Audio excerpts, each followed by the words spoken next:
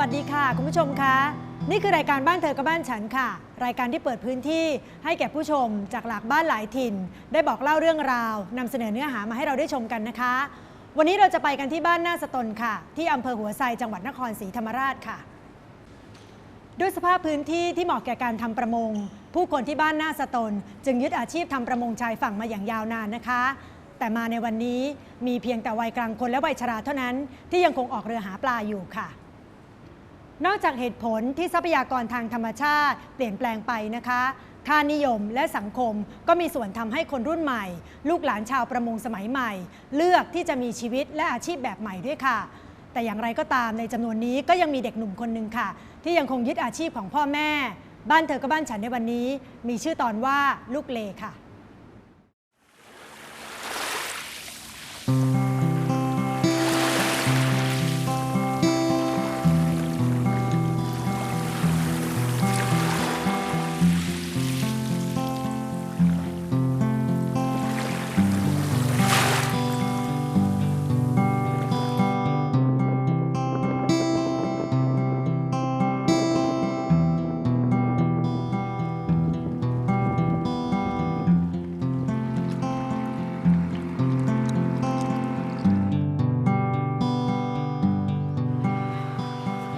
บ้านหน้าสตนอำเภอหัวไซ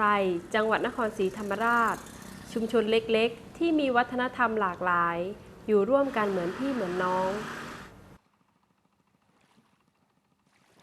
หน้าสตนในอดีตเป็นชุมชนที่มีความสมบูรณ์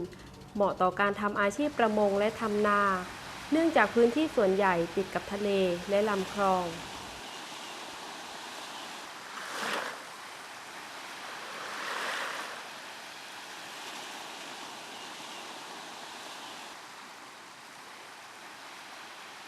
ผู้คนในชุมชนยึดอาชีพประมงชายฝั่งเป็นหลักและผูกพันกับอาชีพนี้มายาวนาน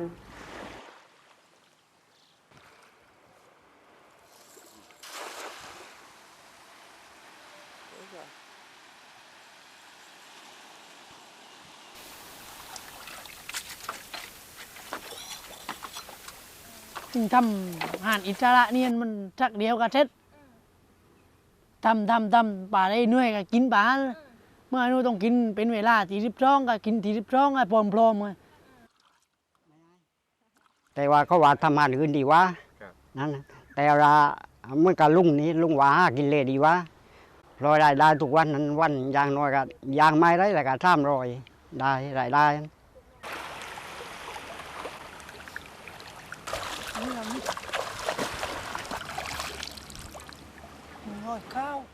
สุรเดชกูลภักดีหรือวิก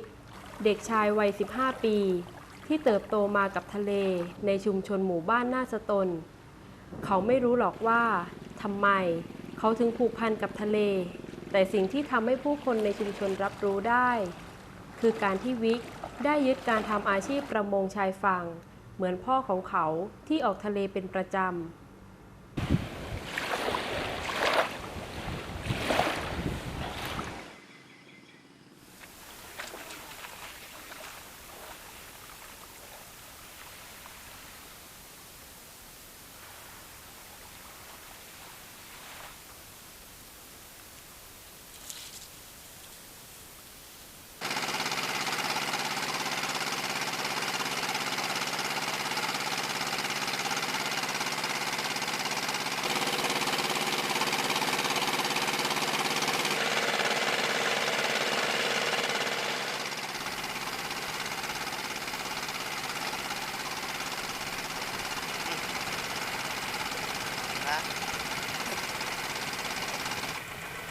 ก็อ้วนลุง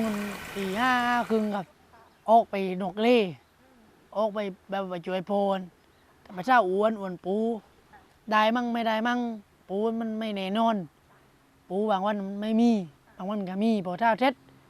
วางให้เสร็จก็ไอ้เช้ามึกไว้ไอ้พอเช้าถึงผมช่วยเลยช่วยดองบางทีตาลมมาตาลมพัดมาแรงๆนะครับช่วยที่ห้างไอ้พอเช้าไอ้ใหญ่นักไอ้พอเจ็บมือวันกับข้าวอย่างนี้ครับกินได้ก็ยกมึกดองไอ้พอกวาดยากวาดได้ก็วันเย็นก็ล้างถ้วยอุ้งข้าว ตักน้ำด้วยติ๊กบางว่างๆเอาทำปลายเมย์บางที่เมื่อพอชายถือนุ่มถือได้ไปเบนไม่เหนื่อยเลย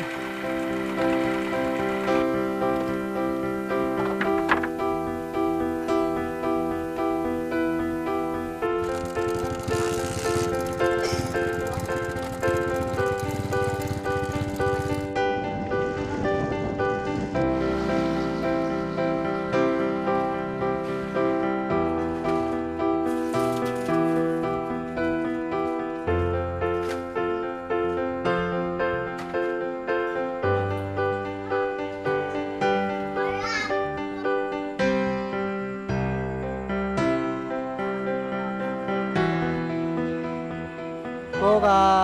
ช่วยคือเป็นลูกเรือครับก็ช่วยที่ในบ้านกันต่างปีนี่ครับคือมีเวลาไหนที่ว่าว่างก็คือช่วยกันวิกาคืออุ้งข้าวหลังถ้วยก็ไปค่ายข้องให้มันเนี่ยครับลูกเรือก็ขับเรือมั่งแล้วก็ช่วยปลดอ้วนมั่งเศร้าอ้วนมั่งก็คือก็ช่วยในแบบที่ว่าครอบครัวครับ ถ้าเห็นเดี๋ยวอุ้งข้าวอยู่มั่งนะครับเวลาแม่ไปทำงาน ไม่เกเรไม่เดี๋ยวอ้ายลายเพื่อนนะครับ อยู่ส่วนเป็นแบบว่าส่วนตัวอยู่ไม่มั่วไปครับ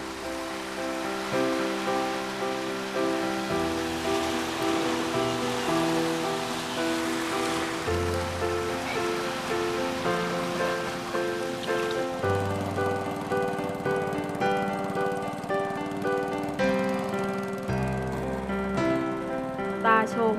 ผู้เฒ่าวัย 74 ปี ผู้มีลมหายใจเป็นคลื่นทะเล ชายชราที่ประกอบอาชีพชาวประมงมาแทบทั้งชีวิต ในวันที่เกลียวคลื่นยังซัดสาดชายหาดเช่นวันวาน แต่กับอาชีพประมง ตาชมมองว่า นี่คือช่วงเวลาที่เห็นความเปลี่ยนแปลงมากที่สุด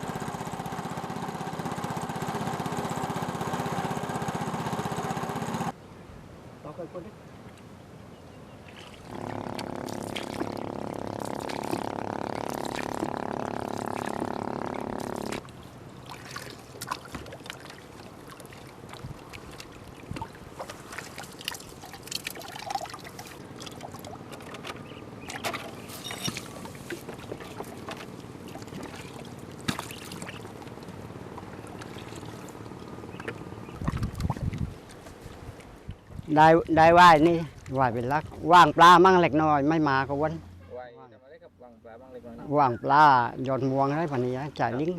ดิมเกาะ ไว้ทำอะไรครับ ไว้ตำไม่ปักซื้อกับข้าวก็ตำไว้กินเองจ่ายเองกินเองด้วยจากกินเองได้ขายก็มั่งอะไรได้ตรงไปให้ลูกหลานได้บางอันทำหลายเองหลายไปให้ลูกหลาน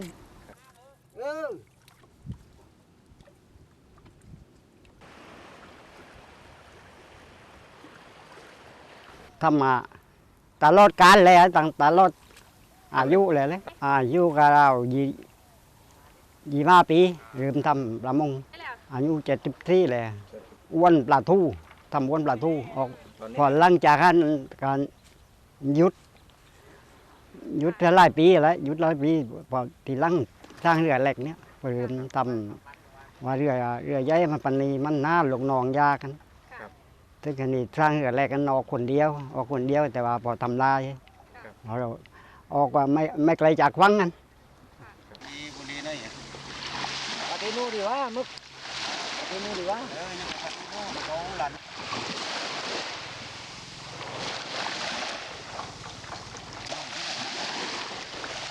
มันสู้กันเลยตรงนี้มันสู้ว่าเลย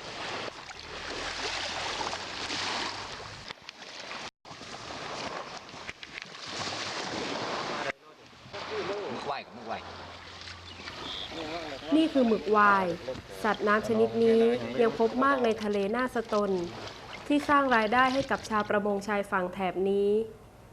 ชาวประมงจะใช้ขวดเครื่องดื่มชูกำลังเป็นอุปกรณ์หลักในการดักหมึกวาย ซึ่งจะเอาก้นขวดออกแล้วนำฝาขวดมาผูกติดกับเชือกเรียงกัน เท่านี้ก็เป็นอุปกรณ์ที่สามารถจับหมึกวายได้แล้ว โดยไม่ต้องลงทุนอะไรมากนัก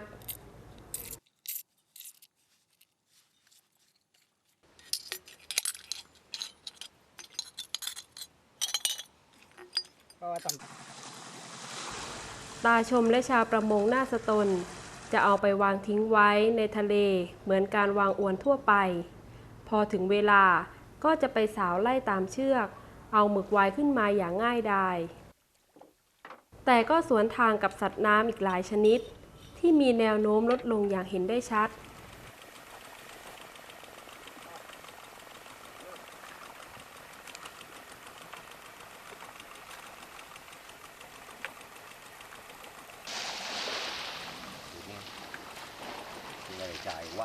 ว่ายนี้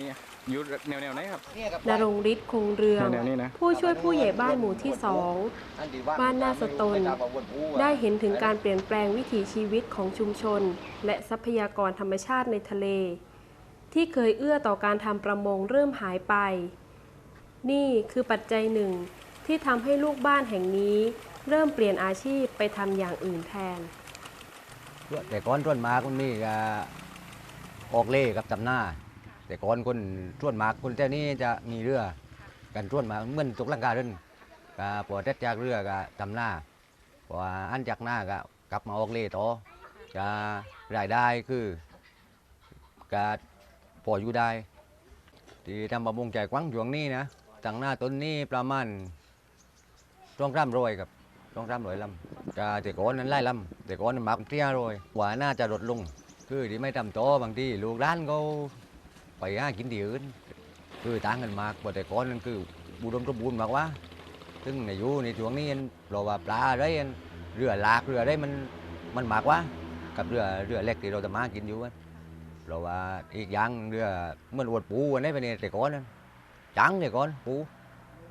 แต่ในอยู่มันคือเรือข้างนอกมันออกไปแต่ก่อนนี่มันถึงเลยปูมันไม่ได้ก้าวนี่บอกว่างี้ได้ก้าวนี่ก็มันออกมาเลยกาช่วงนี้กา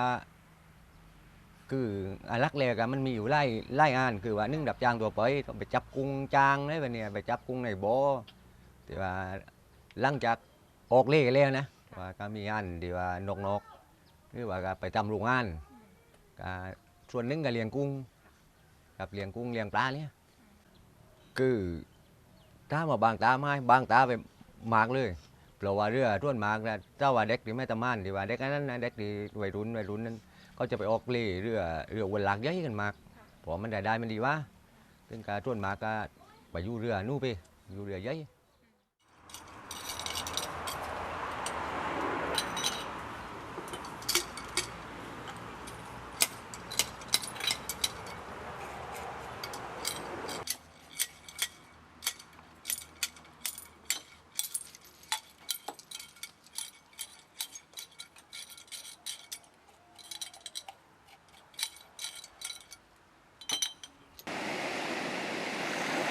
ปกติแล้วเรือลำนี้เป็นพาหนะคู่ใจของสามีที่ใช้ออกทะเลหาปลาอยู่เป็นประจำป้าละเอียดเพิ่งจะสูญเสียสามี เห็นทีว่าเรือลำนี้คงต้องจอดนิ่งอยู่บนฝั่งไปอีกนานแต่ความหวังของป้าละเอียดยังไม่หมดเสียทีเดียวเมื่อลูกชายตัดสินใจกลับบ้านมาช่วยครอบครัวหลังหยุดพักจากการไปรับจ้างทำงานที่บ่อกุ้งเช้าวันนี้ป้าละเอียดและลูกชายช่วยกันเข็นเรือขึ้นมาจอดไว้หน้าหาดเรือลำนี้กำลังจะมีผู้สืบทอดแล้วแต่จะยั่งยืนหรือไม่ทั้งป้าละเอียดและลูกชายไม่สามารถหาคำตอบได้เช่นกัน แต่ก่อนก็ ลุงทำอยู่แค่นั้นทั้งลุงเสียชีวิตเสียตอนนี้ลูกบ่าวก็ขึ้นก็ไปทำงานในเลี้ยงกุ้งจ้างก็พักก็คือก็ว่าอยู่แต่เขาไม่ให้เงินเดือนบอกก็ว่ามาอยู่บ้านก็มีงานนี่ทำอยู่เรือพอก็มีมันลงไม่มาก็ได้ราว5-6 โลต่อวันโลละ50 บาทก็มารับซื้อก็มาเอาที่บ้านเจ้า300ถ้าว่าไอ้เมื่อนเขาตีอะไรตีเขาไล่ไส้ก็มันก็ได้ไล่ลูกไปแล้วเลยนะ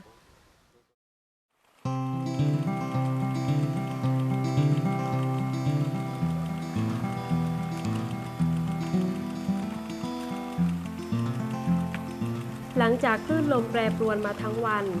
ช่วงเวลาที่น้ำทะเลสงบนิ่งมากที่สุดคือช่วงก่อนฟ้าสางตี 5ของวันนี้คือเวลาที่วิกจะต้องออกเรือเหมือนเช่นเคยนี่เป็นวิถีปกติที่สองพ่อลูกจะได้ใกล้ชิดกันมากกว่าเวลาอื่น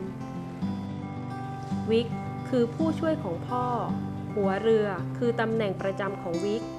โดยมีพ่อรักษาตำแหน่งกัปตันเรือเหมือนเช่นเคยถึงผมเรื่องโคตรโปผมเล่ถึงเอาออกไปเที่ยวถึงเป็นเลยแกพาไปหนังเล่บอกเจ้าว่าวันนี้ปอดอ้วนปันปือบูออกต่างในออกต่างกลางหรือปลาออกต่างวัวต่างไทยอันนั้นไงถึงมึกออกต่างตุ้งต่างไหนก็ได้แกว่าปอดเจ้าในเหล็กเขาทุ่งถึงว่าแนวไหนเขตไหนแกว่า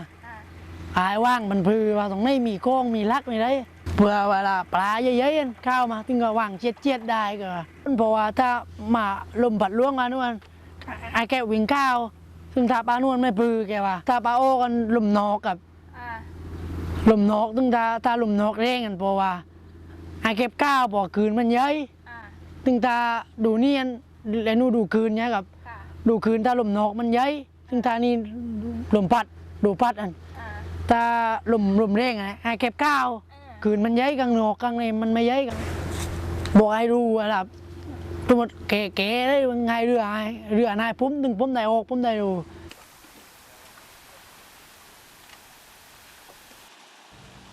ความสัมพันธ์ของพ่อลูกบนเรือลำเดียวกันแม้สิ่งที่เห็นในวันนี้ยังอาจเชื่อได้ว่าอาชีพประมงจะคงสืบต่อกันทางสายเลือดแต่สำหรับอนาคตแล้วนี่คือสิ่งที่ผู้เป็นพ่อไม่อาจมั่นใจมากนักนี่ก็ผมก็คือแบบว่าปักใจไม่ได้คือเลวแต่ลูกคือจบเลยมันนั่นเลยครับถ้าเมื่อว่าลูกจบทุกวันนี้ก็จบก็หลักทางนี้ก็คือทำไปแต่ถ้าเมื่อต่อไปข้างหน้าถ้าเมื่อว่าลูกคือไม่รักลูกไปทำงานอื่นก็พอก็จะทำต่อไปล่ะจะทำไอ้อื่นนี่ที่ว่าอีลอยมาให้ก็อีเป็นลับไปเลยที่ว่าอีลอยมาให้มันก็เป็นไปไม่ได้คือนอกจากว่าเราปล้ำในตัวของเราเองคือสิ่งที่ว่าที่ในน้ำสิ่งที่ในน้ำคือเมื่อนี่ว่าเขาว่าเลยว่าอยู่ป่าอยู่เขาสร้างจอบสร้างผามันไม่อดถ้าเมื่อว่าอยู่เล่สร้างเรือสร้างอ้วนมันไม่อดแต่เราคือให้ตัวของเราคือขยันด้วย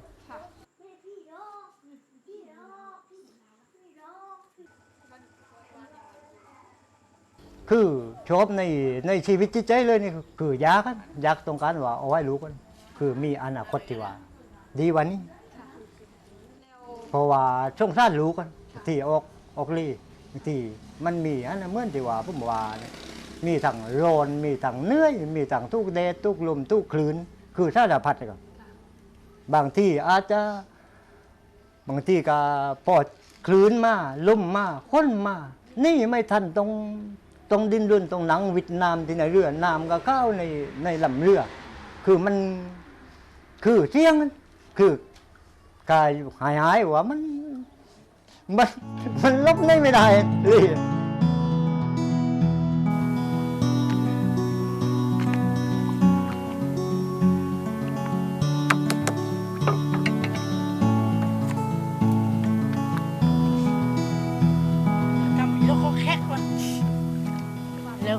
ก่อนหน้านั้นโดยผมมันออกเล่นะครับไปว่างบนป่าทู่จึงเจอปลาลูมาไปว่ายกลางเรือถึงพอเท่าวิ่งถามว่าพ่อนี่อะไรบอกว่าเล่ได้ไว้เลยถึงพอตั้งวันเท็ดผมเดินไปเล่ไปว่าจะว่ายไปว่ายมาอย่าปลาลูมาตัวเดียวยัยเต๋อบอกว่าดีใจยังว่าได้เห็นทีนึงพอถึงพอออกสักวันก็ลาออกวันป่าทู่เลยพอวันเย็นวันนี้ครับออกถึงเจอเห็นปลาอีมอนครับเป็นกุ้งเลยครับอยู่เมื่อในแมวน้ามันครับที่เขาเรียกว่าแมวน้ามันนั่นเลยแต่ไม่ใช่เมื่อปลาอีมอนมันเป็นปลาอีมอนโดดที่ดำโดดเป็นกุ้งเลยไปถึงว่าพ่อทำพ่ออะไรพ่อนุ่ยนะพ่อปลาอีมอน เหี่ยวทั้งตัวเดียวอะ ทะเลหล่อเลี้ยงคนบ้านนาสตนมาหลายชั่วอายุคน ชาวประมงรุ่นแล้วรุ่นเล่าที่เคยผูกพันกับเกลียวคลื่น ในวันที่ตัวแปรหลายอย่างกำลังถาโถมดังพายุ เราไม่แน่ใจนักว่านี่อาจเป็นคลื่นลูกสุดท้ายของอาชีพชาวประมงแห่งบ้านนาสตน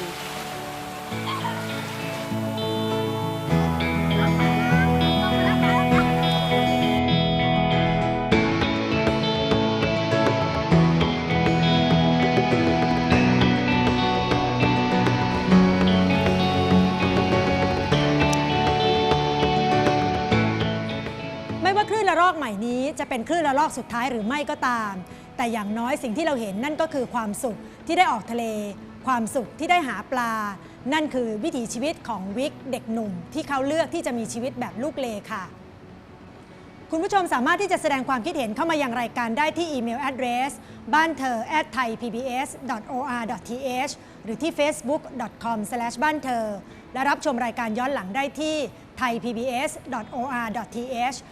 บ้านเธอสำหรับวันนี้หมดเวลาแล้วค่ะ กลับมาพบกันใหม่ในครั้งหน้า สวัสดีค่ะ